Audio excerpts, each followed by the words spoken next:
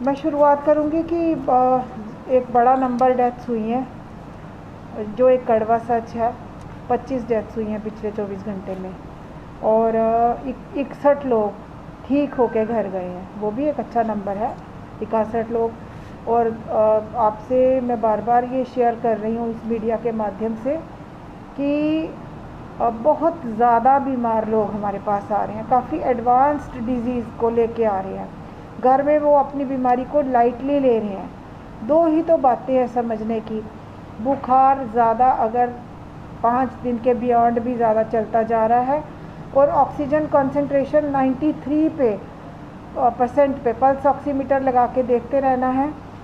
ऐसे मरीज़ ठीक महसूस कर रहा होता है, लेकिन जब आपको लगे कि 93% से सैचुरेशन फॉल कर रही है, immediately without wasting a second even hospital report करना चाहिए। टाइम पे जब ट्रीटमेंट शुरू हो जाता है तो आउटकम 100% पॉजिटिव होने के चांसेस बन जाते हैं। और जो लेट हो जाता है उसमें लंग डैमेज इतना हो चुका होता है कि डॉक्टर्स खूब मेहनत करके भी कुछ ज़्यादा मदद नहीं कर सकते। तो मैसेज बार बार देने की ज़रूरत है। ये हम गिनते रहे रोज़ की कितने मरीज़ दाखिल हुए। कल की डेट में 92 पेशेंट्स हमने दाखिल किए थे। आज हमारे पास 748 मरीज़ दाखिल हैं, और वो सारे ज़्यादा बीमार हैं, और वजह उनकी एक ही है कि वो लेट आते हैं हमारे पास। तो दो ही बातें हैं समझने की।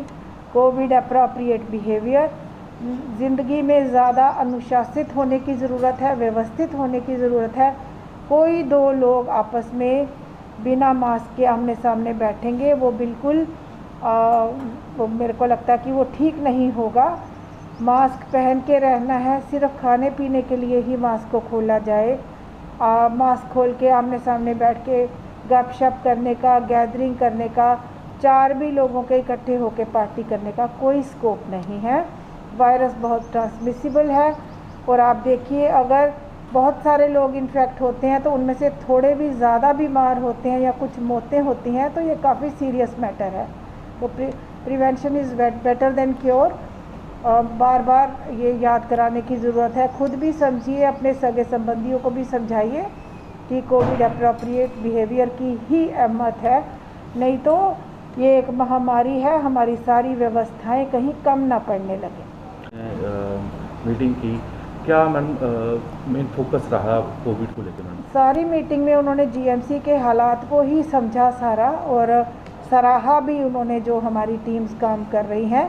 और उन्होंने कहा कि खूब अवेयरनेस की ज़रूरत है जम्मू वालों के लिए, जिससे ये बीमारी कम हो और हमारी व्यवस्थाएं उनको पूरी पड़ती रहें। इसमें उन्होंने बोला कि इंफॉर्मेशन डिपार्टमेंट की भी हमें मदद लेने की ज़रूरत है।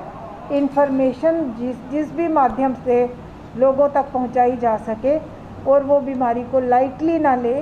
सामने ही दिख रहा है कि कितने लोग बीमार हो रहे हैं, और वो ज़्यादा बीमार हो रहे हैं।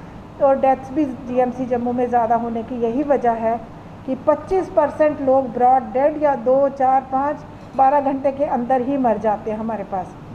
इस कदर बीमारी बढ़ चुकी होती है कि ला इलाज हद तक पहुंच चुकी होती है। पर डेथ्स क्यों ज़्यादा हो रही हैं मैम? लोग भी कह रहे हैं वेंटिलेटर नहीं मिल रहे, और जो पीएम केयर फंड से जो वेंटिलेटर आए थे वो भी कुछ वर्किंग में नहीं है, कुछ ये बहुत सारे भ्रम और भ्रांतियाँ जनता में फैलाई, पता नहीं कैसे फैल चुकी हैं।